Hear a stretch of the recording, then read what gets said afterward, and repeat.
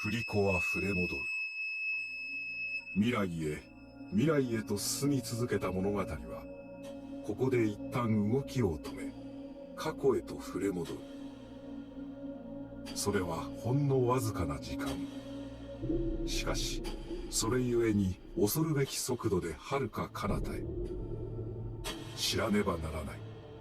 だが、知られてはならない。仮面の真実。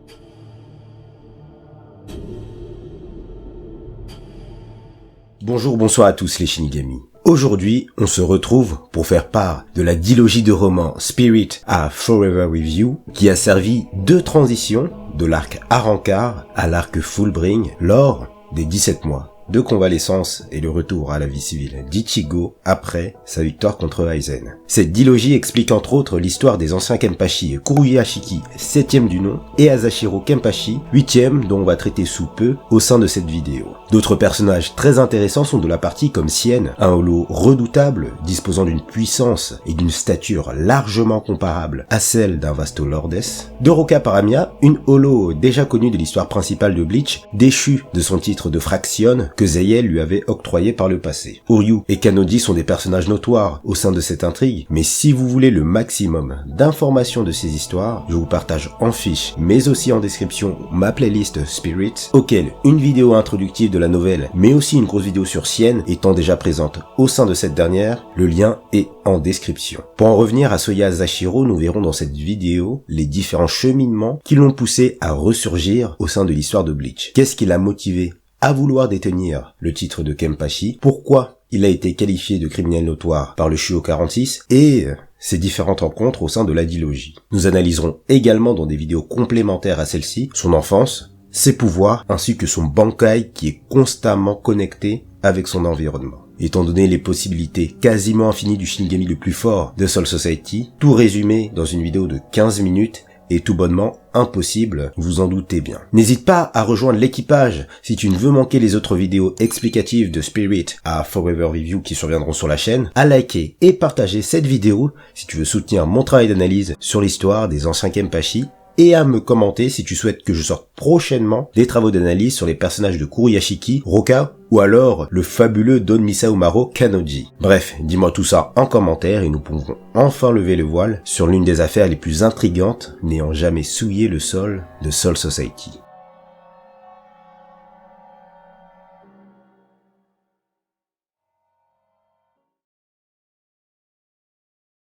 Soya Asashiro est un aristocrate de la famille Asashiro, une famille devenue noble par le biais de ses prouesses militaires à l'escrime, mais également au Kido, deux facultés phares du Zanken Soki.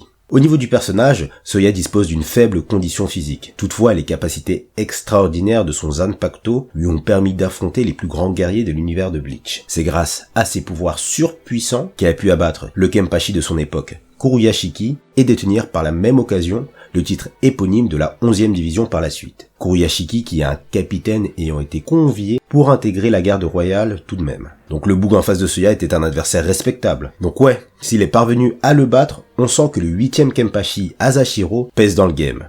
Toutefois, les conditions de victoire lors de cet affrontement sont beaucoup plus subtiles qu'il n'y paraît.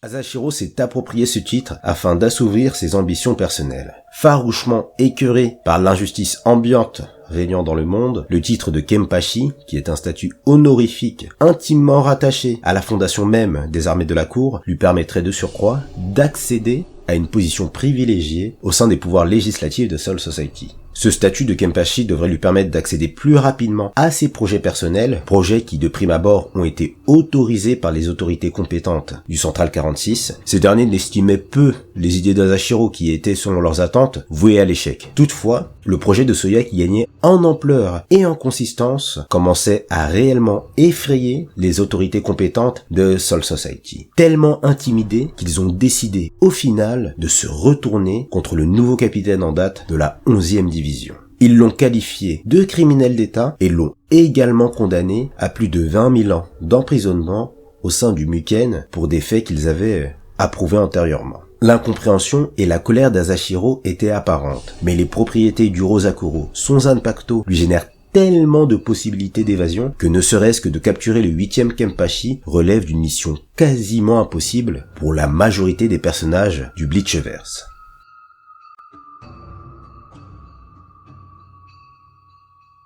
Mais vous allez me dire, Gazette, quel était ce plan initial dont tu parles depuis tout à l'heure qui a contraint le Shuo 46 à revenir sur sa décision et à carrément porter de fausses accusations sur l'ancien capitaine de la 11e division? Le plan de Soya était plutôt ingénieux. Donc petite parenthèse ici, j'ai mis un visuel ici des propriétés variées du pouvoir du Rosakuro, le Zanpakuto d'Asashiro. Je ne rentre pas trop dans les détails, on aura une vidéo dédiée à ses pouvoirs, mais en gros, il fusionne avec l'environnement. Il peut être intangible, faire des déplacements instantanés, insensible aux attaques Kido et les coups en mêlée Zanjutsu et Hakuda, bref, un cheat code total. Il voulait, grâce aux propriétés de ses pouvoirs, fusionner avec les habitants de Rokangai, modifier le fondement de leurs âmes pour en faire des guerriers suffisamment forts afin de pénétrer Uekomundo et ainsi exterminer un maximum de Hollow. Cela aurait permis de minimiser les pertes militaires du côté des Shinigami.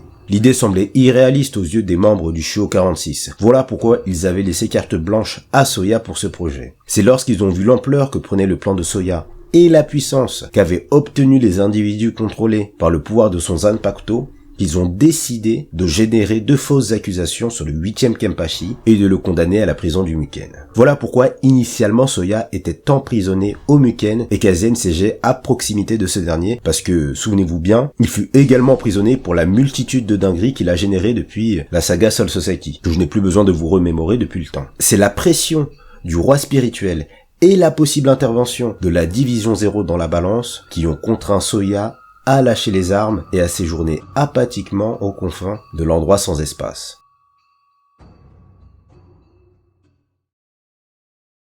Et là, on peut se demander, mais pourquoi il a attendu la défaite d'Aizen pour pouvoir sortir de l'endroit sans espace, s'il aurait pu le faire avant? La réponse à cette question se résume en un seul personnage, Roka Paramia. Roka, qui je vous le rappelle, était déjà présente dans l'histoire principale de Bleach. Elle n'a pas péri après l'assaut meurtrier que Yami a exercé sur cette dernière lors de la saga Arrancar. Vraiment en express pour que vous puissiez comprendre la suite de l'intrigue, cette jeune femme, à défaut de rétablir les blessures des Arrancars, a la faculté prodigieuse de se connecter à toutes les matières physiques via des fils de négation.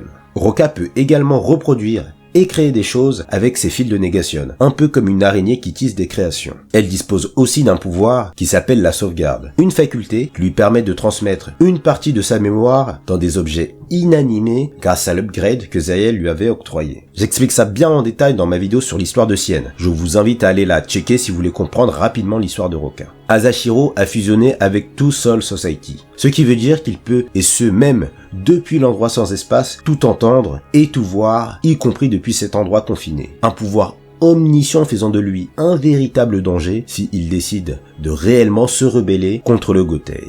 Et vu que Roka, désorientée du fait qu'il n'y ait plus de roi à Las Noches, ni d'Arrancar valide à Uekomundo, elle s'est mise à errer un peu partout dans le Bleachverse, à commencer par Karakura. Au moment où son pied a touché le sol de Soul Society, toujours en quête de repères, c'est là qu'elle a fini par atterrir à Soul Society. Soya, qui a une vision omnisciente, je vous le rappelle, n'a pas omis de jeter un œil sur les capacités extraordinaires de la jeune Arrancar. Ici, et c'est là que ça va nous intéresser par la suite, Soya peut également, vous l'aurez compris auparavant, fusionner avec les individus, prendre le contrôle de leur corps, booster les corps manipulés, etc. Mais, et pour le cas de Roka, il peut s'approprier les pouvoirs des cibles auxquelles il décide de fusionner. Bref, vous pouvez comprendre maintenant pourquoi ce personnage a été placé à côté d'Aizen sur l'aspect de la puissance. Soya peut fusionner au sein des organismes des individus et peut par extension s'approprier les capacités des personnes auxquelles il s'insère. Au vu des capacités exceptionnelles que dispose la jeune Roka, Asashiro, qui était enfermé à Muken, n'ayant pas chômé sur son projet d'un jour, pouvoir accomplir de nouveau sa quête d'assainissement des âmes des Holos et d'éradiquer la haine dans le cœur des hommes afin qu'ils ne se transforment pas en Holos après leur transition de leur vie d'humain à vie spirituelle. Il a donc décidé de réapparaître pour s'approprier le pouvoir de la jeune Arrancar et accomplir plus rapidement son projet initial.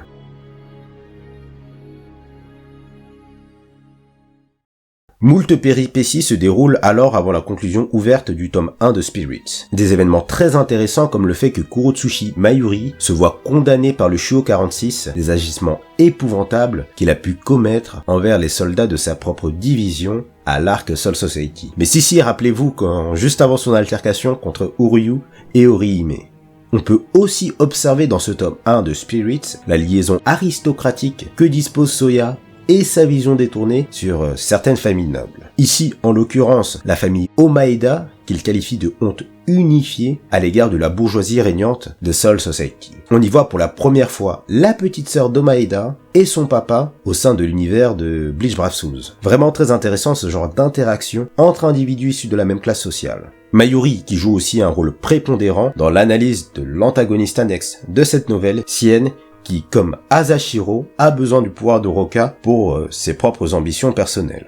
Donkanoji et Ishida vont servir de sentinelles auprès de la jeune demoiselle afin de l'aider à échapper aux bourreaux dégénérés qui sont à ses trousses au sein de cette dilogie. Il y a même Zaraki qui est prêt à la pourchasser étant donné qu'on lui a promis de sanguinolents affrontements s'il parvenait à mettre la main sur cette dernière. Un beau défouloir cataclysmique en cette fin d'aventure du premier volume de Spirit are Forever with You.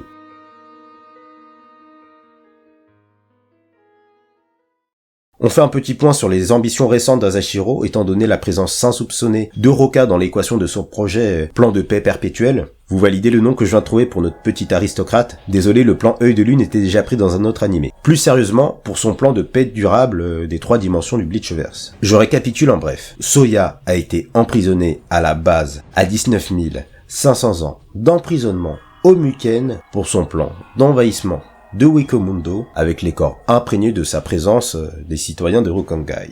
C'est lorsqu'il vit la présence du fil de Nekation de Roka, ayant foulé le sol même de Soul Society, et du fait de sa propriété unique, lui permettant de se connecter à toutes les matières via des fils de négation, et d'y intégrer soit des fragments de souvenirs, voire même de l'énergie spirituelle. Soya, s'il parvient à intégrer le métabolisme de Roka, parviendrait du coup à infiltrer plus aisément mais surtout beaucoup plus expéditivement les individus présents dans le champ d'action de Zonzan Pacto qui est toute l'étendue de Soul Society, je le rappelle. Soya dispose, malgré ses pouvoirs frôlant le divin, de faiblesses extrêmement pénalisantes pour la suite de ses objectifs.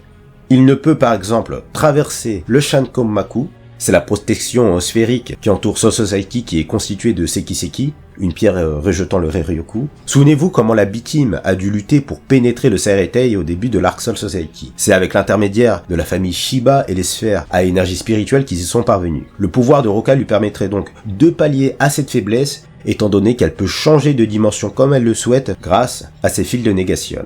Roka va donc lui permettre d'accélérer sa vitesse de fusion avec autrui, lui permettre de se connecter à tous les humains via des fils de négation et de manière beaucoup plus expéditive qu'il ne pouvait déjà le faire de lui-même. Tout ceci afin d'enlever cette fois-ci le vice des humains pour qu'une fois leur vie terminée au sein du monde terrestre, ils ne se transforment plus en holo après leur passage dans le monde spirituel. Une forme d'éradication édulcorée des holos pour la paix générale, aucune forme de pensée négative subsistante de la part des hommes après l'achèvement ultime du plan de Soya Kenpachi Asashiro. CQFD. Bon, vous vous doutez bien que j'ai omis quelques points sur les propriétés précises et techniques des pouvoirs de Roka et Soya vu la variété et possibilités quasiment infinies de ces derniers. On s'est focus majoritairement sur les différents stratagèmes de Soya qui souhaitaient apporter une forme de paix durable au sein de l'univers de Bleach dans cette vidéo du jour. Beaucoup de questions philosophiques et théologiques peuvent subvenir après la compréhension globale de cette intrigue. Comment Soya peut-il savoir ce qui est digne d'être qualifié de bon ou mauvais dans le cœur des hommes? Est-il légitime, à lui seul, de changer le cheminement de pensée des individus, même si son pouvoir le lui permettrait? Au fond, l'idéologie de Soya n'était pas si éloignée du but ultime de Yua dans l'arc de la guerre millénaire sanglante. Le mal et la douleur ne sont-ils pas, au final, des épreuves et expériences qui doivent être franchies, surmontées et relevées afin de comprendre, mais surtout d'apprécier le cheminement même de la vie? C'est sur cette fabuleuse question ouverte sur la notion même du sacré et le rôle des hommes, ou devrais-je dire des dieux de la mort dans la balance spirituelle des âmes, que je vous laisse me répondre dans l'espace commentaire. La prochaine vidéo se focalisera sur Kuruyashiki Kenpachi, les spécificités phares de son Bankai qui lui a valu une interdiction totale d'utilisation à Soul Society par le Shuo 46. On va traiter de son Shikai également qui dispose de facultés tout aussi intéressantes et beaucoup moins contraignantes que son Bankai, sa psyché qui a fait de lui le meilleur Kenpachi en termes de leadership, de notoriété, mais surtout de management au sein de la 11e division. Et bien évidemment, une rétrospective nécessaire de son affrontement contre Asashiro sera relevée parce que même si sa défaite contre ce dernier est indéniable, les conditions de victoire de Soya contre le 7e Kenpachi ont été beaucoup plus subtiles et douloureuses qu'il n'y paraît. Bref, si tu ne veux rien manquer de tout ça, tu sais ce qu'il te reste à faire, n'hésite pas à partager cette vidéo à toute la fanbase Bleach qui se questionne encore sur l'histoire et les origines des anciens Kenpachi. La suite arrive prochainement, alors restez branchés. Force à tous ceux qui sont restés jusqu'au bout de cette analyse sur le 8e Kenpachi de l'histoire de Bleach, c'était Franco de la Gazette pour vous servir, et sur ce... Nake, Suzumushi.